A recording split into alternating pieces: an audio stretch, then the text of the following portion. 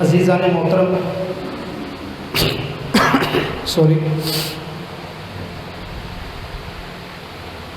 آج آپ کچھ نہ کچھ سیکھنے کے لیے یہاں پہ تشریف لائے ہیں۔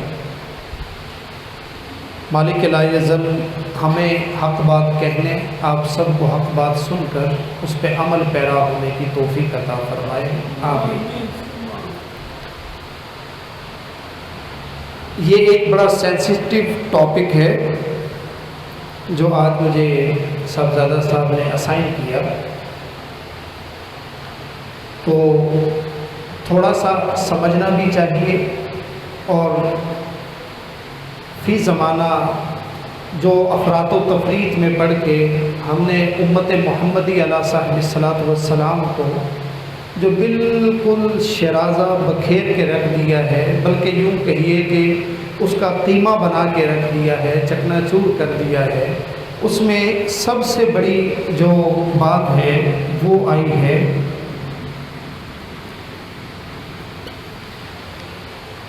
کیا ہے جی؟ ذرا زور سے بولیے، فرقہ واریت۔ اس چیز نے امت کو بالکل توڑ کے رکھ دیا ہے، اور قرآن پاک نے کہا ان الذین فرقوا دینہم، ان الذین فرقوا دینہم وکانوا شیعا، کہ جو لوگ جنہوں نے دین میں تفرقہ ڈالا، کیا ڈالا؟ تفرقہ ڈالا، نمبر 1۔ نمبر 2، وَقَانُوا شِيَعًا، اور گروہ بن گئے، گروہ بن گئے، تو قرآن پاک کہتا ہے لَسْتَ مِنْهُمْ فِي شَيْءٍ، ان کا دین میں کوئی حصہ نہیں ہے۔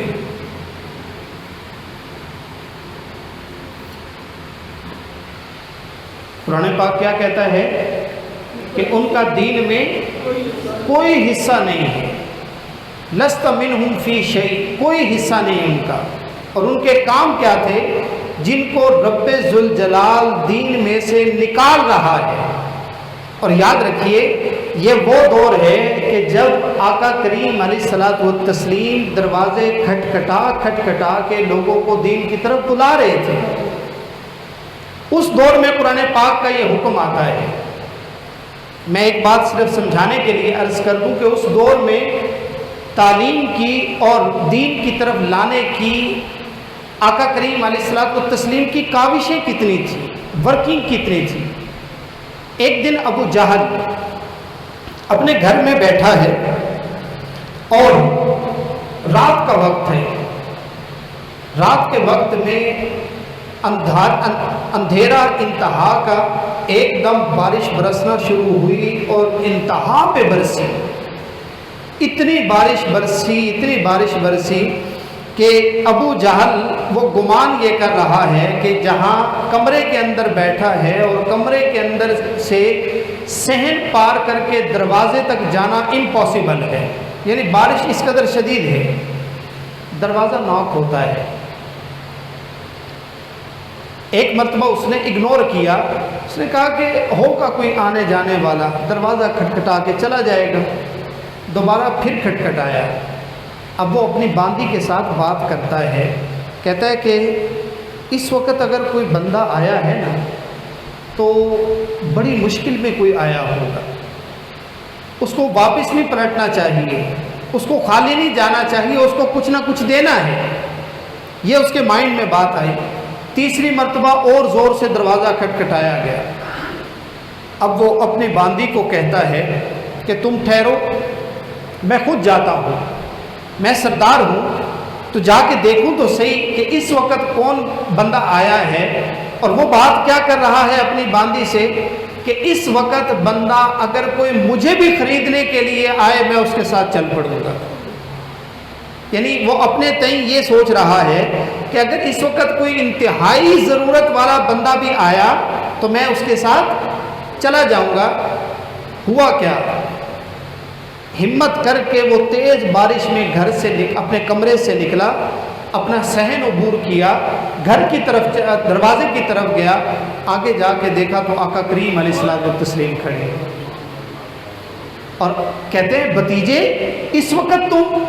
کہا کہ اے چچا میرے دل میں یہ تڑپ تھی کہ اس وقت تم بڑے سکون کے ساتھ بیٹھے ہوگے، تو میں نے کہا کہ اس وقت جا کے تمہیں پیغام دیتا ہوں کہ کہہ دینا چاچا ایک مرتبہ کہہ دینا کہ وہ اللہ ایک ہے، اس اللہ کے علاوہ کوئی عبادت کے لائق نہیں۔ تو وہ چاچا جتنا بھی سنگ دل تھا نا، بھتیجے تو تھے نا، اس کی آنکھوں میں آنسو آ گئے۔ وہ کہتا ہے کہ بھتیجے اس وقت کاش تو نے دنیا کی مجھ سے کوئی اور چیز مانگی ہوتی۔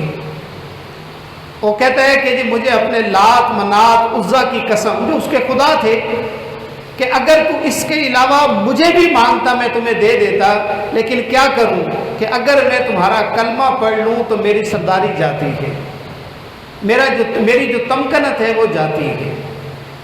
اب اس دور میں کہ جب آقا کریم علیہ الصلوۃ والتسلیم اس طرح لوگوں کو دین کی طرف لے کے آ رہے ہیں، تو آرڈر اللہ کیا دے رہا ہے کہ ان الذین فرقوا دینہم، جنہوں نے اپنے دین میں تفرقہ پیدا کیا، وکانوا شیعا، اور وہ گروہ در گروہ ہو گئے، تو قرآن کہتا ہے لست منہم فی شیء، ہمیں ان کے دین کی ضرورت نہیں ہے، وہ دین سے نکل گئے ہیں۔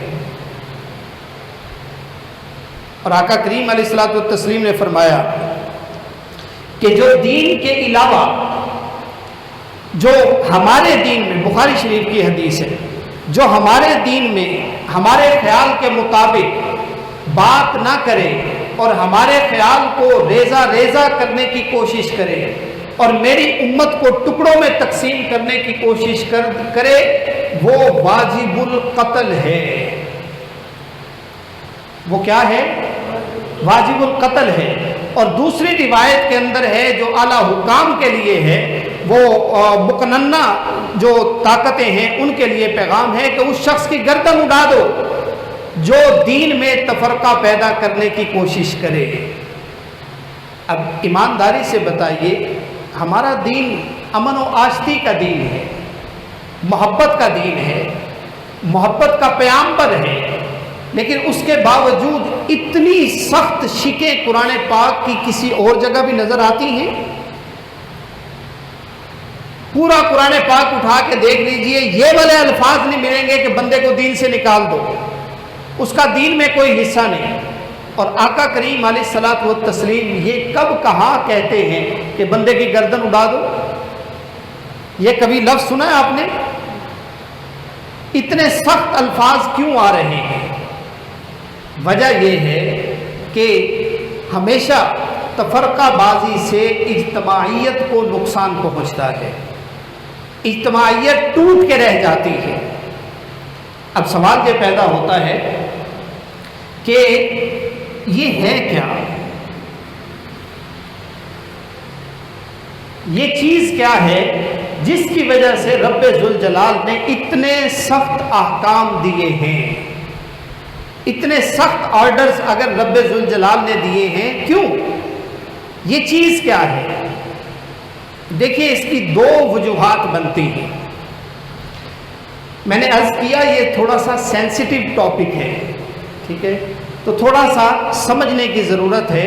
اپنے وین کو تھوڑا سا براڈ کیجئے، وین کو تھوڑا سا براڈ کیجئے اور اس کو سمجھنے کی کوشش کیجئے۔ اس کے دو اسباب ہوتے ہیں۔ پہلا ایک عنصر ہوتا ہے ذاتی،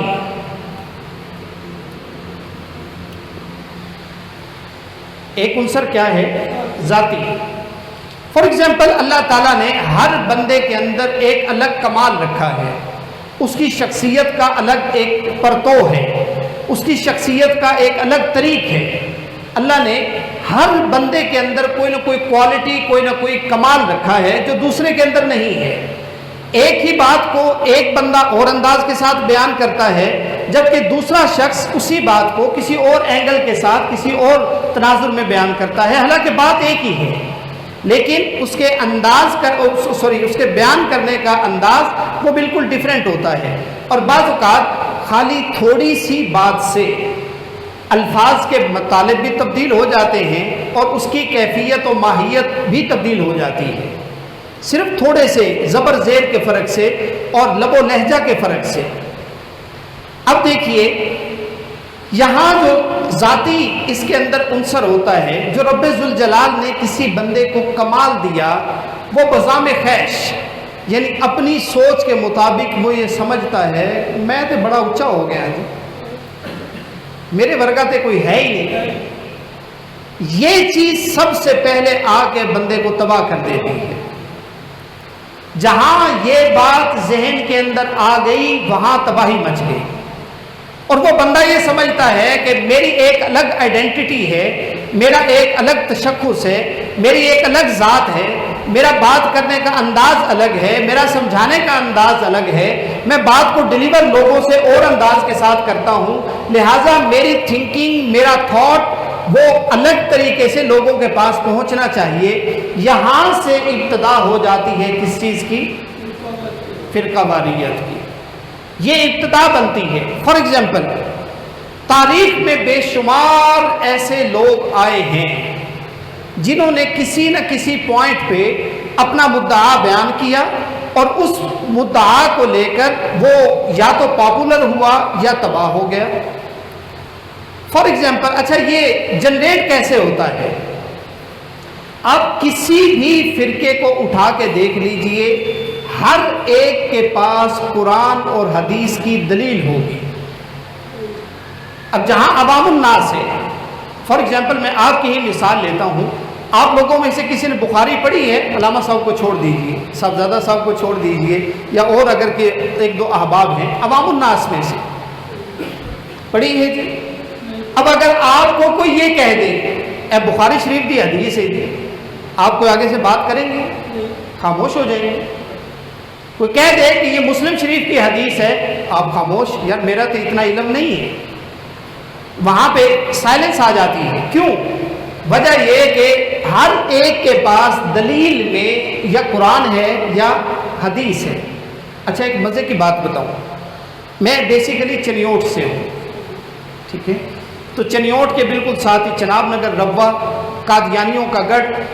تو جب ہم کالج میں تھے، یہ بات ہے 80s کی، 87 88 89، تو ہمارے اندر وہ بڑا ایک مناظرانہ کیفیت ہوتی تھی کہ جانا ہے مرزائیاں نو آج جواب دینا ہے جی، آج ہے جواب دینا ہے، آج ہے جواب دینا ہے۔ اب یقین مانیے کہ ہم 2 پوائنٹ کی تیاری کر کے جاتے، 4 پوائنٹ وہ ہمارے اوپر لگا دیتے تھے، اور سارے کے سارے حدیث کی طرف تو آتے ہی نہیں تھے، صرف قرآن پاک سے آیت لے کے آتے، ہم اس کی تیاری کر کے جاتے، اگلے دن 2 آیات اور آ جاتے۔ تو آپ یعنی قادیانیوں کی بات کر رہا ہوں، بقایا تو آپ چھوڑ دیجیے، یہ تو بقایا جتنے بھی ہیں یہ تو پھر ان کو کسی نہ کسی زمرہ میں ہم لے سکتے ہیں۔ تو ہر ایک جب اپنی کوئی اینٹیٹی بنا لیتا ہے اور اپنی ایک تھنکنگ اور تھاٹ کے اندر وہ آ جاتا ہے، تو وہ یہ سمجھتا ہے کہ میری الگ پہچان ہونی چاہیے، میرا الگ نام ہونا چاہیے، میری الگ شناخت ہونی چاہیے۔ تو قرآن پاک نے ایسے ہی لوگوں کے بارے میں فرمایا کہ لست منہم فی شیء، جنہوں نے آ کے دین کو تباہ کرنے کی کوشش کی اور یہ کہا کہ جمہور علماء سے ہٹ کے میں کوئی بات کرنا چاہتا ہوں، قرآن پاک نے ان کو کیٹاگوریکلی ڈینائی کر دیا، انکار کر دیا قرآن پاک نے ان کا۔ اچھا ایک تو یہ بات ہے کہ جب کوئی شخص، یہ بات سمجھ لیجئے کہ جب کوئی شخص علمی اعتبار سے تھوڑا سا پرومیننٹ ہو جائے، تھوڑا سا اپورڈ ہو جائے، اور علمی اعتبار سے مستحکم ہونے کے بعد وہ یہ سمجھے کہ اب میرے جیسا کوئی نہیں ہے، یہاں سے فرقہ واریت کی ابتدا ہو جاتی ہے۔ یہ بات سمجھ میں آ گئی جی؟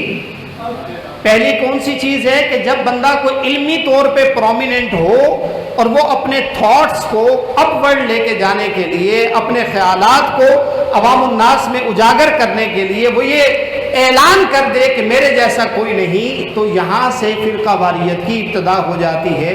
اور ہمیشہ، یہ تو میں پرانی بات کر رہا ہوں، آج بھی جتنے لوگ اٹھتے ہیں وہ یاد رکھیے کوئی نہ کوئی ایسا برننگ پوائنٹ یا برننگ ایشو وہ لے کے آتے ہیں کہ جس کی وجہ سے وہ ان کی پہچان بھی ہو اور ان کی الگ شناخت بھی ہونا شروع ہو جائے.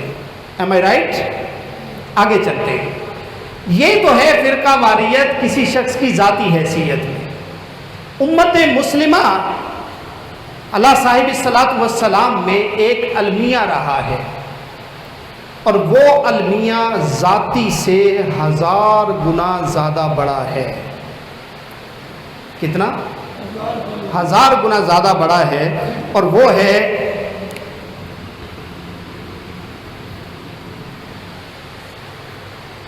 جی بولیے کیا لکھا ہے؟ ذرا زور سے بولیے. سیاسی. یہ سیاسی المیہ اتنا بڑا ہے کہ اس نے امت کو توڑ کے رکھ دیا ہے. اب یہ کیا ہے؟ حکومتیں اپنی حمایت میں یا اپنی مخالفت میں ایسے فرقوں کو جنم دیتی ہیں کہ جو امت کو یا عوام الناس کو کسی ایک پلیٹ فارم پر اکٹھا نہ ہونے دے. یہ حکومتوں کا طریقہ کار رہا ہے. فار ایگزامپل میں ایک ہلکا سا ٹچ دیتا ہوں تاریخ کے حوالے سے. تاریخ میں سب سے بڑا المیہ جو امت محمدی علیہ صاحب الصلاۃ والسلام پہ آیا اور ظلم و ستم کا ایک بہت بڑا پہاڑ ٹوٹا، وہ تاتاریوں کے حوالے سے تھا، یعنی چنگیزی خاندان. بغداد جب انہوں نے فتح کیا تو پوزیشن یہ تھی کہ وزیر اعظم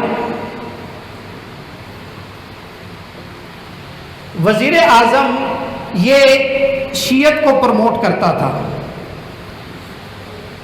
ٹھیک ہے، اور جو شہزادہ اعظم تھا وہ کرتا تھا سنیت کو. نتیجہ کیا ہوا؟ شہزادہ اپنا زور لگاتا رہا، وزیر اعظم اپنا زور لگاتا رہا، تو پوزیشن یہ بنی تھی کہ ٹوٹل بغداد کا گلی کوچہ مناظروں کی نظر ہو کے رہ گیا تھا. تاتاریوں کی فوج بغداد کے بارڈر پہ پہنچی تھی، اور یہاں آپس میں مناظرہ یہ ہو رہا تھا کہ لوٹے کے ساتھ وضو کیا جائے تو وضو ہوگا یا نہیں ہوگا. اور تاتاریوں کی فوج یہ بارڈر کے اوپر کھڑی تھی، اور یہ کہ تیمم میں مٹی 100% ہاتھ کے اوپر لگنا ضروری ہے یا نہیں، اس کے اوپر مناظرے جاری تھے. اور پتہ ہے تاتاریوں کو بلانے والے کون تھے؟ وہ انہی 2 گروہوں میں سے ایک گروہ تھا جنہوں نے جا کے کہا کہ یہ اس طرح باز نہیں آئیں گے، یہ دین کے مخالف ہیں، ان کو ختم کرنا ہے، اور یہ ختم ہمارے ہاتھ نہیں ہوں گے. آپ لوگ آئیں، آپ ان کو تباہ کریں، ہم آپ کا ساتھ دیں گے. اچھا مزے کی بات کہ جب تاتاری آئے، چنگیز خان اور ہلاکو خان آیا، تو اس نے کیا یہ ہر ایک کو قتل کرنے سے پہلے یہ پوچھا تھا کہ کس گروہ سے ہے؟ جی آپ یاد رکھیے کہ انہوں نے اتنی بڑی تباہ کاری کی کہ صرف بغداد کے اندر 12 لاکھ مسلمانوں کو شہید کیا ہے. کتنے؟ 12 لاکھ مسلمانوں کو. اور ان کی لاشیں وہاں پہ دریائے دجلہ و فرات کے اندر پھینکی گئی. 3 دن تک دریائے دجلہ کا پانی سرخ رہا. 3 دن تک. اب چلتا ہوا پانی کتنی دیر سرخ رہتا ہے؟ تو 3 دن تک اگر وہ سرخ رہا تو جسٹ امیجن کہ کتنا زیادہ خون بہایا گیا ہوگا. تو عزیزان من، جب بھی فرقہ واریت ہوتی ہے تو ان 2 میں سے کوئی ایک عنصر لازمی ہوتا ہے. اسپیشل لانچ کیے جاتے ہیں. اب ان کیمرہ میں بتا نہیں سکتا کہ ایون پاکستان کے اندر بھی یہ پوزیشنز ہوئی ہیں، اور صرف 20 سال کے بعد پکچر ساری کی ساری کلیئر ہو گئی، پکچر ساری کی ساری کلیئر ہو گئی کہ کون کیا ہے کون نہیں، اور کون کس کے کہنے پہ لانچ کیا گیا، کس وقت کون سا فتنہ لانچ کیا گیا، کس وقت کون سا فتنہ لانچ کیا گیا۔ ہمارا ویسے بھی ایک المیہ ہوتا ہے کہ ہم جو پی ایچ ڈی تک چلے جاتے ہیں تو پڑھتے پڑھتے وہ ایک ایک چیز سامنے آ جاتی ہے کہ اس کے بیک اینڈ کے اوپر کیا تھا، اس کے بیک اینڈ پہ کیا تھا، اس کے بیک کے اوپر کون سی قوت تھی۔ اور خیر اب تو کوئی چیز ڈھکی چھپی رہی نہیں، اب تو ہر ایک چیز منظر عام کے اوپر آ گئی ہے۔ تو یاد رکھیے ان دو عناصر میں سے ایک عنصر لازمی ہوتا ہے، اس کے علاوہ کوئی تیسرا عنصر نہیں ہے فرقہ واریت کا۔ Now come to the point, how we can overcome on it؟ ہم اس کو ختم کیسے کر سکتے ہیں، یا کم از کم اس پر قابو کیسے پا سکتے ہیں؟ آپ ایک بات سمجھ لیجئے، ایک بات سمجھ لیجئے، وہ یہ کہ جب قرآن پاک نازل ہو رہا تھا اور آقا کریم علیہ الصلوۃ والتسلیم موجود تھے، اس وقت کون کون سے فرقے آقا کریم علیہ الصلوۃ والتسلیم کے مد مقابل تھے؟ دیکھیے دو فرقے تھے، ایک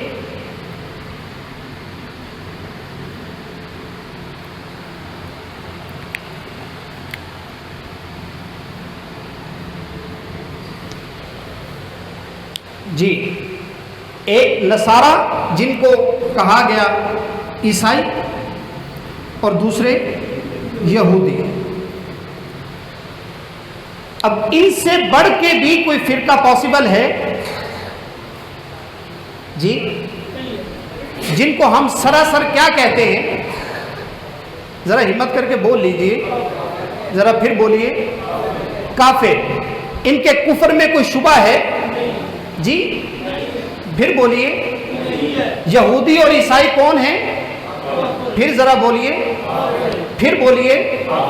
اچھا، اب میں عام فہم سا کوشچن کرنے لگا ہوں، آئی ہوپ کہ آپ آنسر دیں گے۔ کیا ان کو کہا جاتا ہے اہل کتاب؟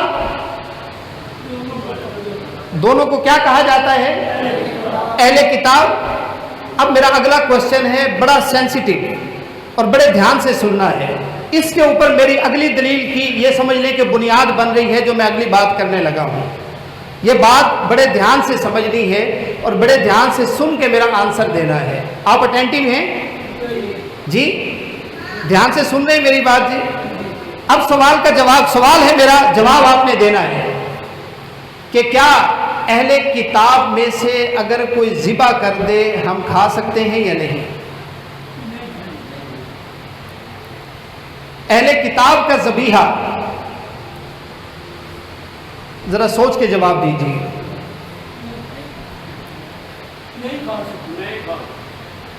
نہیں کھا سکتے۔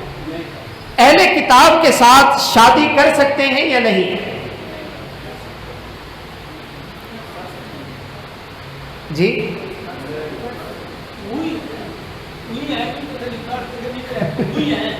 یہ دونوں چیزیں جائز ہیں،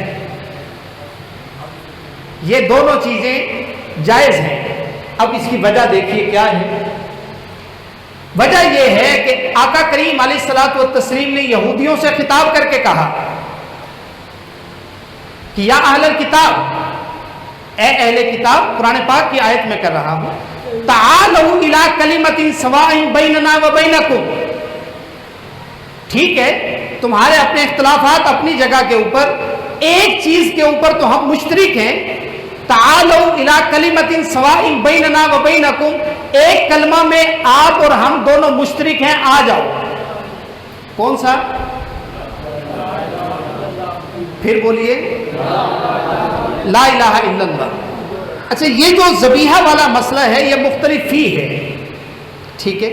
میں امام شافعی کی روایت کے مطابق بات کر رہا ہوں، امام اعظم ابو حنیفہ کا اس پہ اختلاف ہے، وہ یہ احتیاط زیادہ ہے، وہ یہ کہتے ہیں کہ جی کوشش کرنی چاہیے کہ اہل کتاب کا ذبیحہ اس طریقے سے نہ ہو، ٹھیک ہے، یعنی ان کے ہاتھ کا ذبح کیا ہوا ہم نہ کھائیں، چونکہ پتہ نہیں ہے کہ انہوں نے بسم اللہ پڑھ کے اس کو ذبح کیا ہے یا نہیں ذبح کیا، ٹھیک ہے۔ ہم جو مسلم ہیں ہمارا تاکید اس وجہ سے ہے کہ جب تک اللہ کا نام نہ پڑھا جائے وہ ہمارے لیے حلال نہیں ہوگا. متفقہ طور پر یہی بات ہے اور اسی طریقے سے ہی رہنا ہے. ٹھیک ہے. آقا کریم علیہ الصلوۃ والتسلیم نے فرمایا کہ تعالوا الی کلمۃ بیننا و بینکم، یہودیوں اور عیسائیوں کو بھی آقا کہہ رہے ہیں کہ یار جس کلمہ پہ ہم متفق ہیں کم از کم وہاں تک تو آ جاؤ. اب جو امت محمدی علی صاحب الصلاۃ والسلام آپ کے نزدیک ایک کلمہ مشترک ہے. اب یہ اس کلمہ کے اوپر اگر سب کے سب لوگ آ جائیں تو فرقہ واریت 100% ختم ہو جاتی ہے. یعنی یوں سمجھ لیجئے کہ سمپل ختم نبوت کے اوپر 100% ایمان. کس پہ؟ یہ ایسا ٹاپک ہے کہ اس میں تمام کے تمام مکاتب فکر اکٹھے ہو سکتے ہیں. اور وہ کلمہ کیا ہے؟ لا الہ الا اللہ. آگے پڑھیے، پھر پڑھیے،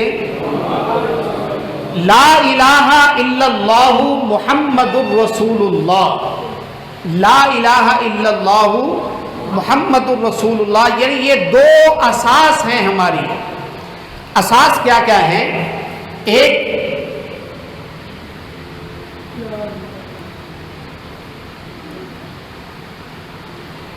آ گئی اساس ہماری لا الہ الا اللہ، اور دوسری اساس آ گئی ہماری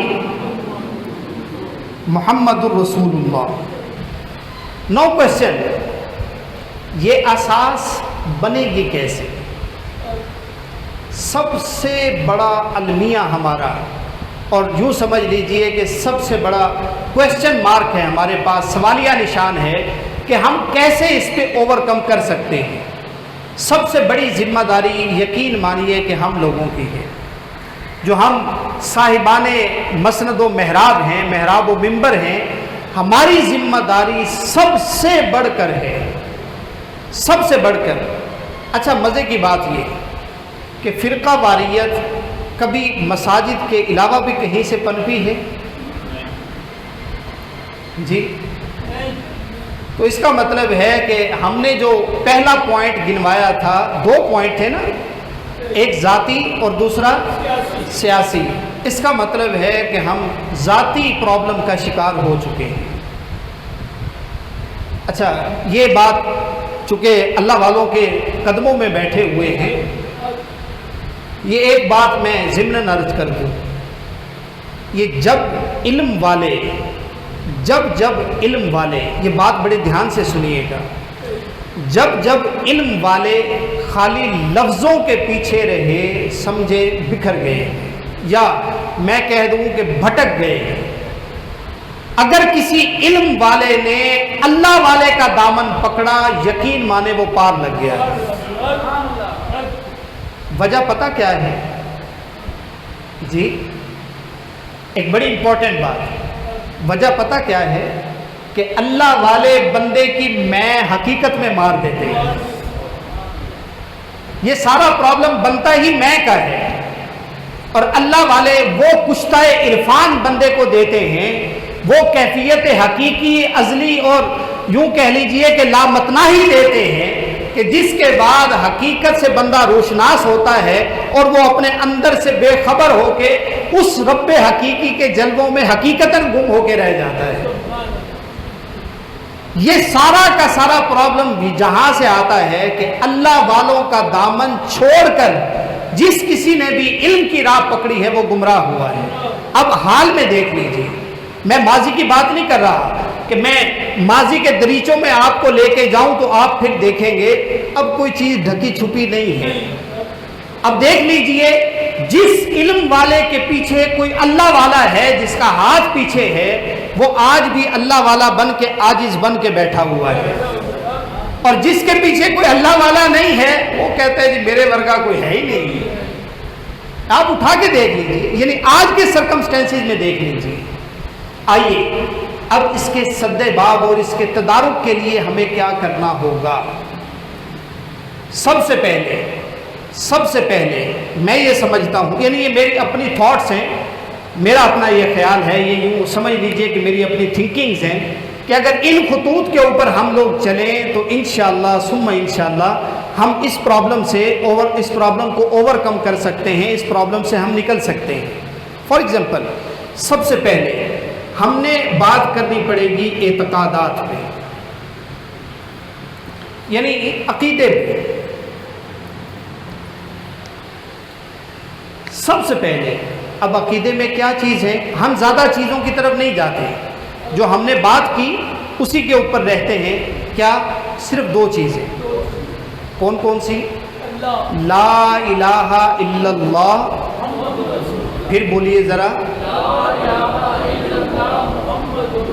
اعتقادات میں اگر فقط ہم اس کو لے کے چل پڑے تو یقین مانیے کہ آدھے سے زیادہ پرابلم ویسے ہی ختم ہو جاتے ہیں۔ اور اس کی سب سے بڑی جو نرسری ہے وہ یہ خانقاہیں ہوتی ہیں، جہاں اللہ والا کوئی دل سنوارنے کے لیے بیٹھا ہوتا ہے، سب سے بڑی نرسری یہ والی جگہ ہوتی ہے کہ جہاں بندہ دائیں بائیں ہو ہی نہیں سکتا، اس کی فکر لگے گی رب ذوالجلال کے ساتھ، اور اب جب رب ذوالجلال کے ساتھ لگے گی اس کو کوئی نہ کوئی طریقہ تو چاہیے، جس طریقے کے اوپر اس کو چلنا ہے وہ اس کو کوئی نہ کوئی ایکشن کا ماحول تو چاہیے، پھر اس کے پاس کون سا ہوگا؟ پیارے حبیب مکرم علیہ الصلوۃ والتسلیم کا اسوہ حسنہ۔ آٹومیٹکلی بندہ ان دو چیزوں کے درمیان بالکل بند جاتا ہے اللہ والوں کی بارگاہ میں۔ تو سب سے پہلی چیز کیا ہے جی؟ سوری، عقیدہ، یعنی ان دو چیزوں کے اوپر فوکس رکھا جائے تو پھر بات ہی ختم ہو جاتی ہے۔ آگے چلیے، ایک بہت بڑی امپورٹنٹ چیز،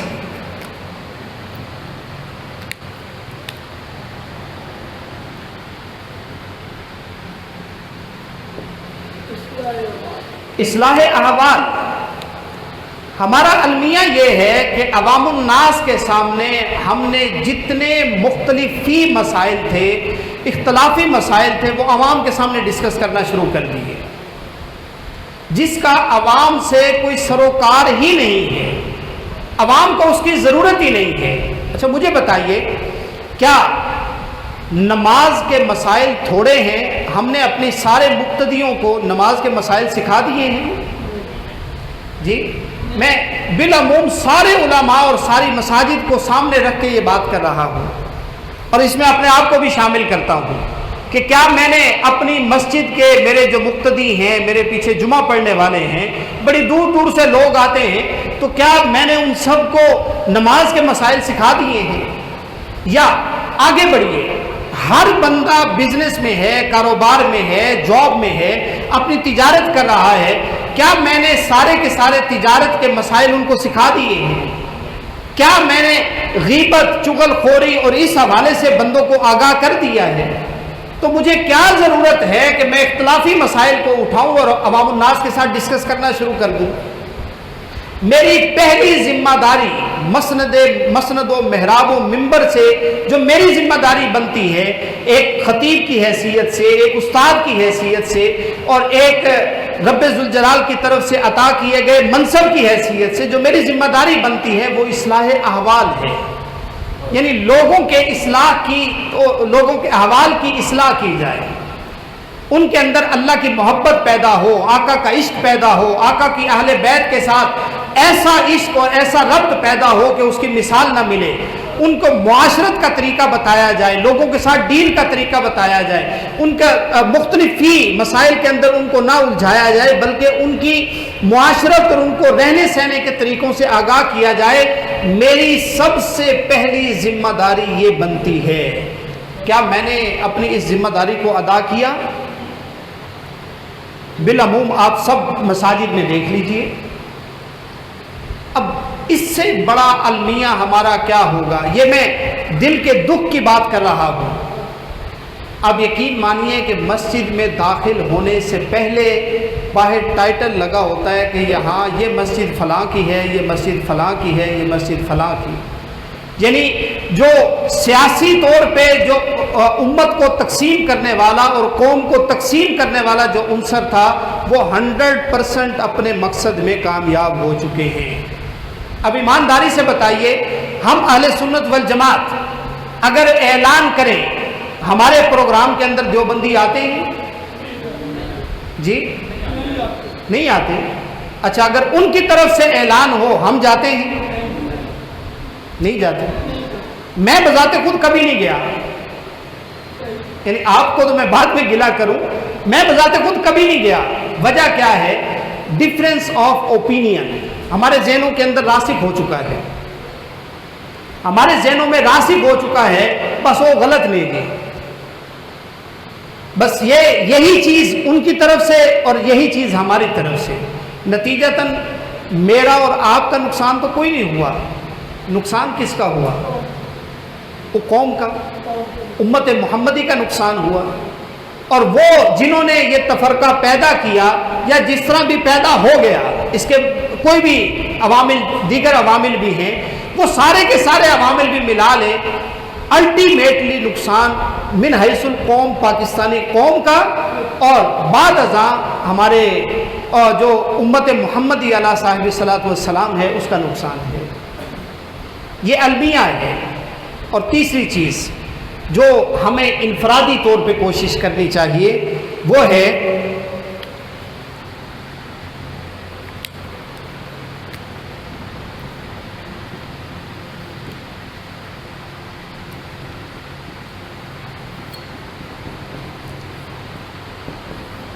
یہ ہمیں تھوڑا سا پرومیننٹ ہونا چاہیے کہ دین حق کا حقیقی پیغام ہم لوگ لے کے چلیں۔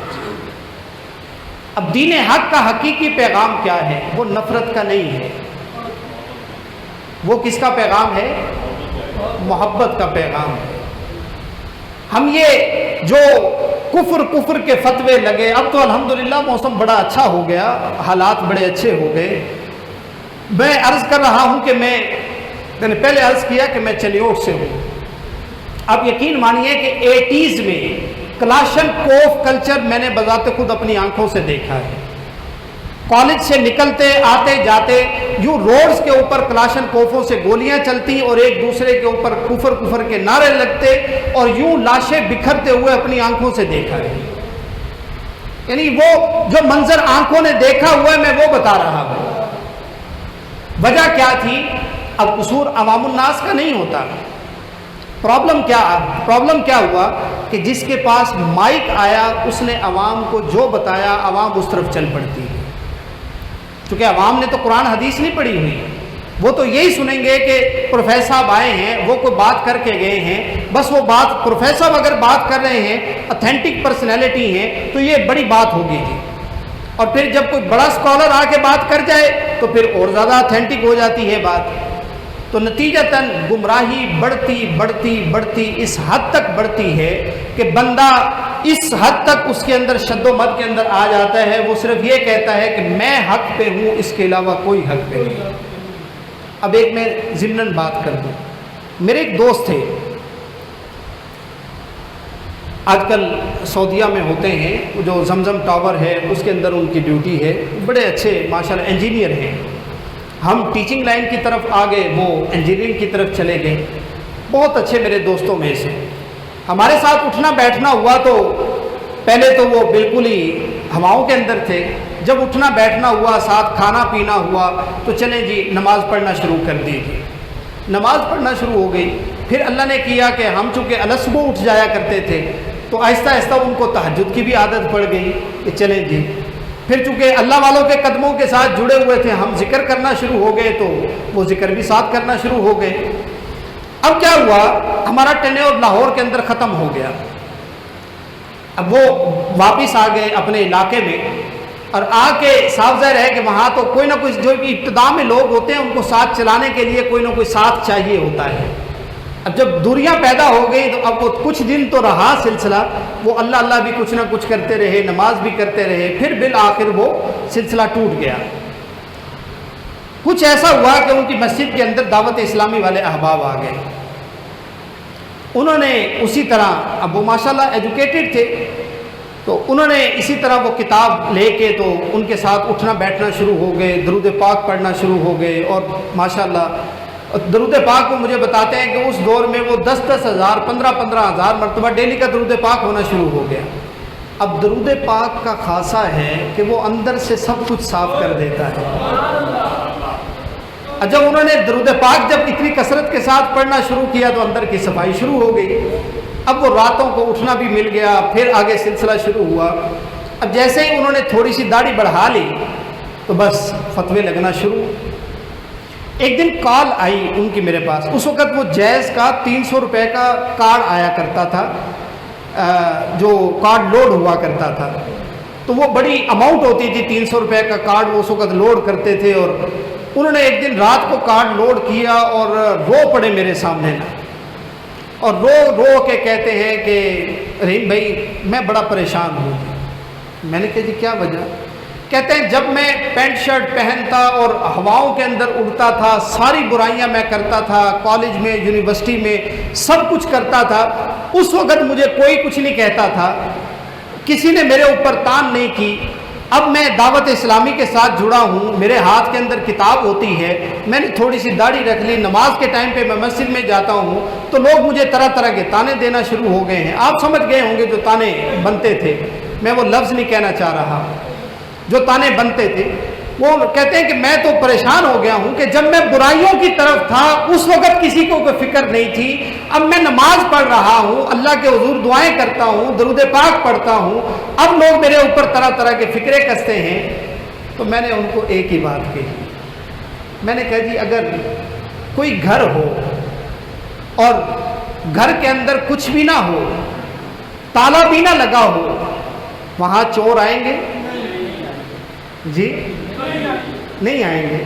میں نے کہا جی چور اگر آ رہا ہے تو اس کا مطلب ہے اندر کچھ ہے، اندر کچھ ہے تو چور آ رہا ہے۔ میں نے کہا جی اس کی فکر نہ کریں، آپ لوگ کیا کہتے ہیں اس کو بالکل نہ سوچیں، آپ نے جواب دینا ہے رب ذوالجلال کو۔ لیکن صاف ظاہر ہے وہ ہر وقت تو میرے ساتھ رابطے میں نہیں رہ سکتے تھے۔ آپ یقین مانیے کہ میں پچھلے دنوں یہ ابھی عمرے پہ گیا تھا، رمضان میں دبئی تھا تو دبئی سے بائی روڈ میں عمرے پہ چلا گیا، وہاں پہ ان سے ملاقات ہوئی۔ وہ بندہ اہل سنت کو 100% چھوڑ چکا ہے۔ اس کا قصوروار کون ہے؟ جی ہم ہی، یعنی ہم بندے کو مسلمان نہیں سمجھتے، ہم اس کو مومن نہیں سمجھتے، ہم اس کو کسی نہ کسی فرقے کا ٹائٹل دے کے رکھتے ہیں۔ کیوں؟ کیا ہمارے لیے ایک شناخت کم ہے کہ ہم مسلم ہیں؟ ہم اس سے زیادہ نیچے کیوں آئے؟ کیا ضرورت ہے؟ تو عزیزان من، میں وہی بات کہتا ہوں جو قرآن پاک نے آقا کریم علیہ الصلوۃ والتسلیم کی زبان اطہر سے یہودیوں اور نصرانیوں کو کہی تھی کہ تعالوا الی کلمۃ سواء بیننا و بینکم۔ فرقہ واریت سے بچنا ہے تو ایک سبق ہے کہ اس چیز کی طرف آ جائیں جو سب کے سب فرقوں میں مشترک ہے، اور وہ کیا ہے؟ پھر ذرا محمد الرسول اللہ، اس چیز کی طرف آ جائیں۔ اور میں پھر بار دیگر یہ بات کر رہا ہوں، شاید اس وجہ سے نہیں کہ ہم بچپن سے اللہ والوں کے قدموں میں بیٹھے تو آج کسی قابل ہیں، اس وجہ سے کہ ہم نے دیکھا سنا سمجھا ہے، پہلے کبھی پڑھا تھا اور اب زندگی کے تجربات میں سے گزر گزر کے یہ بات سمجھ میں آ گئی ہے، ہماری عقلوں میں ہمارے ذہنوں کے اوپر نقش ہو گئی ہے، ہمارے دل کے نقش و نگار کے اوپر یہ چیز رقم ہو چکی ہے کہ اللہ والوں کے بغیر زندگی نہیں ہے۔ خالی اگر کلمہ پڑھنا سیکھنا چاہیں گے تو قسم بخدا کچھ نہیں آئے گا۔ ہاں اگر کسی اللہ والے کی توجہ سے پڑھیں گے تو یوں کلمہ اپنا جوبن دکھائے گا، اس کی نورانیت سامنے آئے گی، اس کی سمجھ سامنے آئے گی۔ اور یقین مانیے کہ جب استاد سے، اچھا میں آسان فہم، یہ بار بار اللہ والے بات کر رہا ہوں نا تو شاید کسی کو سمجھ نہ آئے۔ اب یوں سمجھ لیجئے کہ 9th کلاس یا 10th کلاس کے اندر بچہ گیا ہے، جی اس کے ہاتھ میں آپ chemistry, physics, bio, computer, maths یہ کتابیں پکڑا دیں، بیٹا پڑھنا شروع کر دو، وہ پڑھ لے گا؟ اگر فار ایگزامپل اس نے پڑھ بھی لیا، تو کیا وہ اس کو سمجھ بھی پائے گا؟ یعنی اگر انگلش میں لکھا ہوا پڑھ بھی لیا تو کیا اس کو وہ سمجھ بھی پائے گا؟ تو یہ جتنا علمی کام ہے یہ کتابیں ہیں، اور یہ جب تک اللہ کا نور اور اللہ کے عرفان کا نور سینے میں نہیں اترتا، یا وہ استاد نہیں ملتا جو اس نور کے ذریعے اس علم کو سمجھا دے، اس وقت تک یہ علم سارا کا سارا اندھیرا ہے، اندھیرا ہے، اندھیرا ہے۔ اللہ رب العزت ہمیں فرقہ واریت کی تباہ کن ہواؤں سے بچا کے رکھے، اور رب ذوالجلال کی عطاؤں کے ساتھ اور اس کی نوازشات کے ساتھ اللہ والوں کے قدموں میں بیٹھ کر دین کی حقیقی باتیں سمجھنے کی توفیق عطا فرمائے۔ آمین بجاہ النبی الکریم، والسلام علیکم ورحمۃ اللہ وبرکاتہ۔